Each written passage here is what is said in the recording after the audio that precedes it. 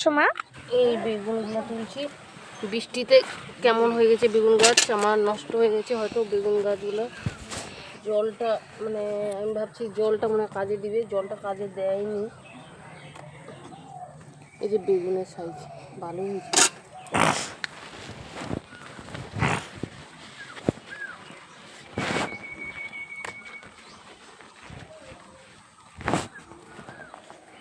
অনেকগুলো বেগুন আছে, আরো তুলবে। এই যে দেখো, এই যে একটা বেগুন বড় হয়নি সেটাও। ওই যে মায়ের হাতে আছে অনেকগুলো। এই যে ফটো তুলে নিয়েছে উপরে।